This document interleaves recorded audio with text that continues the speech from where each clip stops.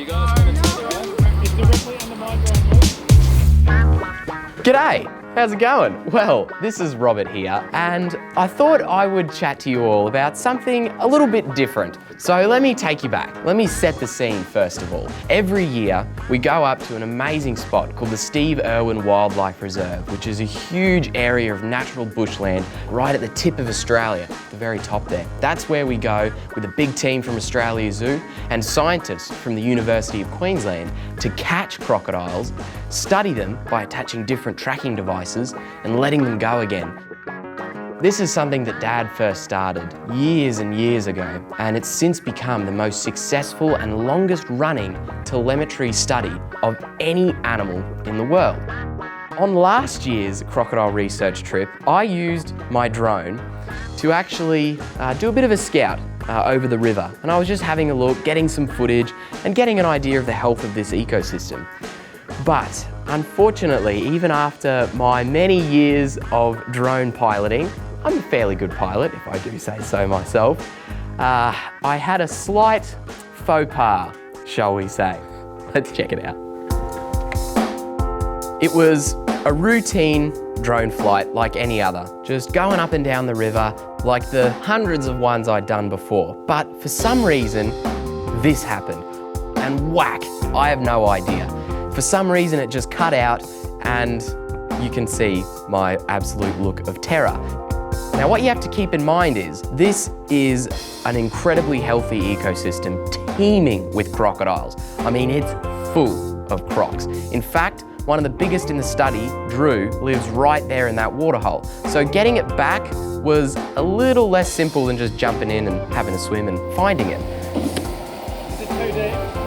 Yeah, no, it's a bit dark, and tomorrow we'll be able to see it better in the morning. You could see in that last shot, that little tiny light. It's really faint, there's a little fish next to it. That was the light of the drone still on. And as we pull out, we can see that big wide shot. Look at that. Everyone sort of placed their bets as to whether or not I'd actually retrieve this drone. So I decided to get the help of the whole team. That's Harrison, one of the heads of our croc research team, and that's actually one of Dad's old boats. This is a tidal ecosystem. The river runs out and comes back in again, and that means anything that floats to the bottom is going to move around quite a lot. That is not an easy spot to get a drone from, particularly since there's a giant croc living there. And right there, I located it. I actually used one of our crocodile capture poles with a GoPro, a little camera on the end of it, so that I could actually look in my phone and figure out where it was positioned. I then used ropes and even a little thing called a grabby grab, which we use to put ropes on a crocodile.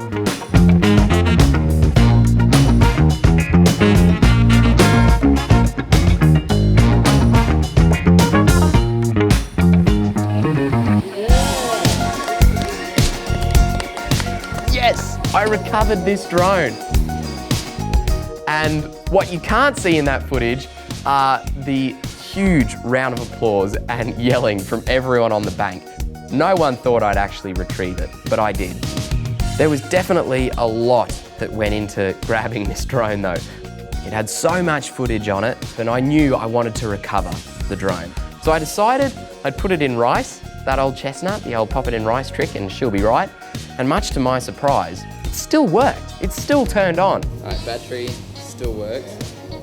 This rice works a treat. Good to go. Still falling out. That's right. Here I am testing the drone, seeing if it still worked, seeing if it could still turn on, and if it still had flight capabilities. And now, while it couldn't really take off very well, the drone was still completely functional. It worked totally fine, and it was brand new, better than new.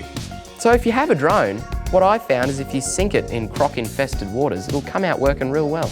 Remote control still works. It's all completely functional. The only thing is it just can't connect to it. So there might be something in there that's not allowing it to connect, but once that's fixed, you can fly it again. So I'll just have to get it sent in. And here it is. After all that, it's still, you can Hear that? It's still full of rice. But it's still working. It's got a little bit of algae on it. It's got a couple of extra dings. There's still rice falling out of it.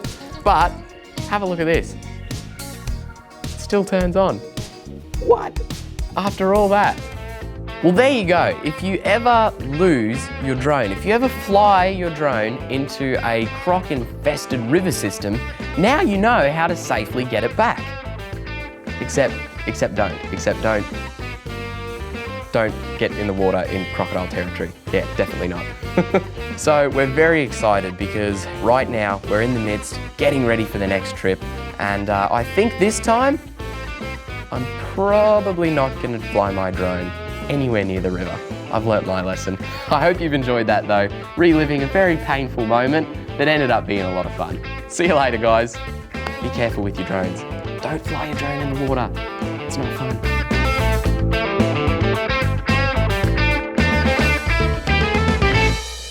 Crikey! Check this out! Click on the links to see more videos just like this, and don't forget to subscribe.